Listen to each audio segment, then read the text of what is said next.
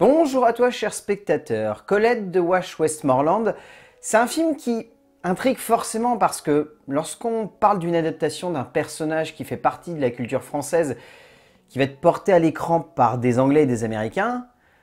on se dit qu'il y a une couille dans le potage en fait, que pourquoi c'est pas nous qui portons à l'écran l'histoire de cette femme, pourquoi c'est des Anglais et des Américains qui ont certes un certain recul mais qui ne sont pas ancrés dans la culture française, qui peuvent se permettre, entre guillemets, de porter à l'écran un personnage aussi important dans l'histoire française en plus. Le résumé pour faire simple, à Saint-Sauveur, en France, dans la fin du 19e siècle, Gabrielle Colette est une jeune femme qui a du mal à s'épanouir, mais qui va trouver dans sa relation avec l'artiste parisien Willy le moyen de quitter le foyer familial pour se lancer dans le monde artistique de la capitale. Je pense qu'objectivement, c'est l'une des meilleures adaptations possibles qu'il aurait pu y avoir de la vie de Gabrielle Colette.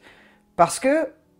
je trouve que Wash Westmoreland, qui est un réalisateur anglais dont je trouve les réalisations toujours très intéressantes, c'est très simple, il n'essaye pas de mettre trop d'artifice dans ses films, c'est souvent presque proche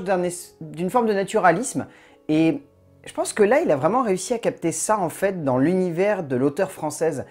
Il a réussi à donner lieu à une œuvre qui sonne comme très anecdotique, ça se passe uniquement sur un tout petit laps de temps, dans la vie de Colette en tout cas, ça se passe sur 10 ans à peine si j'ai bonne mémoire, et je sais pas, je trouve qu'il y a tout ce qui fait la grande force d'un beau biopic qui arrive en même temps à prendre une certaine distance et à faire en sorte que nous, spectateurs, nous nous sentions très proches également de cette femme. Et ça fait que du coup tout s'équilibre bien, c'est très juste, c'est très suave, il y a de belles scènes et en même temps il y a de la dureté, il y a de la comédie, en même temps il y a du drame, il y a un petit peu tout là-dedans et je pense que c'est ce qui fait la force d'une œuvre qui démontre bien que c'est pas uniquement la barrière de la langue ou la barrière géographique qui empêche un auteur de porter à l'écran un personnage qu'il touche. C'est difficile pour une personne venant d'un autre pays de porter à l'écran une figure emblématique comme celle de Colette. Une figure qui représente à la fois tout un pan artistique d'une époque, mais également qui représente le début d'une forme de féminisme, chose tout aussi naissante que frêle à l'époque de l'artiste française d'ailleurs.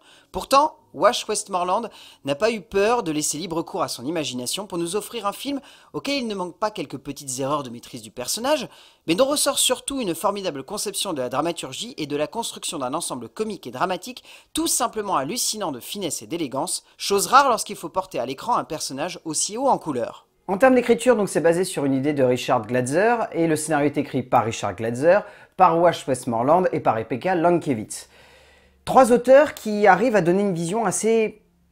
haute en couleur de ce personnage. Ce qui est intéressant, c'est que on va la voir grandir à l'écran, c'est-à-dire que la période dans laquelle se passe le long métrage, c'est une période extrêmement charnière pour Colette, parce que c'est toute la période où elle va avoir, entre guillemets, un apprentissage culturel, où elle va vraiment se retrouver plongée au sein de la vie artistique parisienne. Et le fait qu'on soit en plus dans une période très importante, puisque c'est dans les années 90 du 19e siècle, donc ça veut dire il y a la naissance du cinéma, il y a le développement de la photographie de manière populaire, il y a plein de petites choses comme ça, et le fait de l'ancrer ainsi dans la littérature, le théâtre, un peu la musique, ça fait que on a un regard qui est presque fasciné par cette femme. Et je trouve que dans l'écriture, ça se ressent notamment par le biais du fait que déjà, on ne quitte jamais son point de vue, ce qui en soi est un point qui peut sembler anecdotique, mais c'est ce qui permet au scénario d'avoir une vraie accroche, à la narration d'être clair dans sa démarche. Et en plus de ça, je sais pas, je trouve qu'il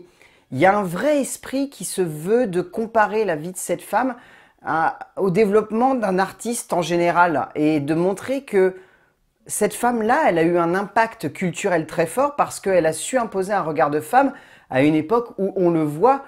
l'homme est prépondérant. L'homme est constamment là, il est constamment en train de tout diriger. Et le fait que cette femme se mette un petit peu, entre guillemets, mais également de manière figurative, à porter la cravate, ça donne quelque chose qui fait que nous, en tant que spectateurs, au-delà d'avoir de l'empathie, on a de la fascination pour cette femme et on comprend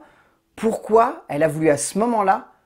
prendre les devants et se mettre sur le devant de la scène. Trois paires de mains pour composer un tout dramatique aussi vaste que simple, aussi complet que branque-ballant, aussi intense que parfois mou, bref, il y a des choses qui marchent et d'autres qui ne réussissent que peu au sein d'un scénario qui regorge tout de même de sacrées trouvailles dramatiques et narratives pour rebooster le récit. Westmoreland, Lankiewicz et Glatzer nous offrent alors un exercice de style, parvenant à osciller entre élégance comique et sobriété dramatique, pour faire ressortir avant tout de cet ensemble scénaristique une forme de vérité féminine terriblement avant-gardiste, soit le fragment de la vie d'une femme qui voulait changer le regard des gens sur le monde artistique et son rapport avec la place du corps féminin. En termes de mise en scène, alors Wash Westmoreland, j'ai dit beaucoup de bien en introduction, je vais prendre un petit peu de recul là, en étant clair, même si l'auteur anglais a une vision d'auteur de son œuvre, une vision personnelle, je trouve que c'est un petit peu plat. C'est-à-dire que le film dure 1h50, on voit pas trop le temps passer, mais ça, je l'incombe plus à l'écriture qui est très intelligente et qui arrive à développer très bien les points de vue. En termes de mise en scène, je trouve que c'est beaucoup plus fluctuant. Il y a des instants où Westmoreland, il maîtrise totalement son œuvre, il emmène son scénario le plus loin possible et il essaye de faire en sorte qu'on ait des accroches émotionnelles qui soient très fortes. Et il y a d'autres moments où je trouve que le film tombe vraiment à plat. Il y a notamment une bascule qui, entre guillemets, va séparer les deux personnages principaux. Honnêtement, quand elle arrive, j'avais envie de dire que c'était nécessaire de la mettre en scène de cette manière-là, de manière aussi grossière et aussi larmoyante, là où tout le long du film, on est dans la sobriété, dans la retenue, et là, d'un seul coup, on a ça. Mais à contrario, et c'est ça qui est un petit peu paradoxal, c'est que Westmoreland, il y a des scènes qui sont vraiment excellentes. Il y a une scène de ballet, entre guillemets, coquin, qui va avoir lieu, et je trouve que c'est vraiment hilarant. Il y a plein de petites scènes comme ça qui sont disséminées tout au long du film qui, pour moi, ça m'a rappelé constamment que même si Westmoreland, il tâtonnait un petit peu sur comment mettre en scène certains instants, il y avait d'autres instants où il arrivait totalement à transcender la base de ça pour donner lieu à quelque chose de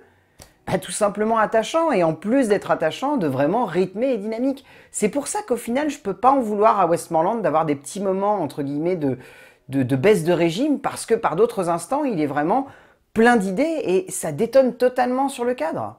Je trouve cela assez fascinant, mais même si je reconnais qu'il n'y a pas forcément beaucoup de trouvailles de mise en scène, d'instants où je me suis dit que la réalisation était brillante ou vide, malgré tout, je trouve que Westmoreland a une vraie patte d'auteur et qu'il parvient à posséder chaque instant important de son métrage. Il y a des scènes que l'on retient, comme celle évoquée avant, d'autres que l'on oublie, mais une chose est sûre, le film possède assez de moments marquants, assez de fragments solides et convaincants pour faire en sorte de laisser le spectateur sur le cul à la fin d'une œuvre qui peut sembler conçue avec une certaine forme de facilité, mais qui étonnamment, et heureusement d'ailleurs, ne l'est quasiment jamais. En termes de casting, alors déjà je tiens à saluer la performance de Dominic West, qui est un acteur que j'adore et que je vois trop peu actuellement au cinéma parce qu'il fait malheureusement pas mal de direct ou vidéo un peu nuls, mais c'est un acteur de talent qui mérite d'être beaucoup plus mis en avant et là il le démontre de manière magnifique. Eleanor Tomlinson et Denise Gough sont également splendides, je trouve ces deux femmes vraiment exceptionnelles, elles ont des performances qui explosent littéralement au cadre. Fiona Shaw est très très bonne également, j'adore cette femme de toute façon depuis la saga Harry Potter pour ceux qui voient qui c'est. Mais surtout le film vaut le coup parce qu'il y a une actrice centrale qui est talentueuse, on le sait, mais qui là, vraiment après Casse-Noisette, je m'attendais pas à ce qu'elle soit aussi lumineuse. Keira Knightley tient certainement à ce jour l'une de ses performances les plus intéressantes et les plus touchantes, l'actrice donnant vraiment tout ce qu'elle a pour rendre hommage à cette femme forte du monde artistique français. Au bout du compte, Colette est un très bon film. Honnêtement, j'y allais à reculons parce que les films en costume anglais, j'ai un peu l'habitude de me dire « Oh, ça va être encore la même chose ». Et vu que ça se passe dans un contexte français et qu'on a un auteur qui essaye de se plonger à fond dans un contexte français, ça donne lieu à une œuvre qui est vraiment fascinante, où la barrière de la langue n'est finalement plus une barrière, c'est au contraire un lien qui permet au spectateur de s'accrocher un peu plus au personnage. Je ne saurais pas vous dire comment ça se fait, mais c'est très bien fait de ce point de vue-là. C'est un film qui est très bien écrit, qui est mis en scène avec de la retenue et parfois ça peut sembler maladroit, mais au final ça sonne plutôt juste les trois quarts du temps. Et Keira Knightley est juste magnifique, donc Colette de Wash Westmoreland, je vous le conseille, c'est vraiment un bon film. Je pense que malheureusement il n'y a pas beaucoup de salles qui vont prendre le risque de le passer, mais si vous en voyez une, foncez, vous ne le regretterez pas. A plus!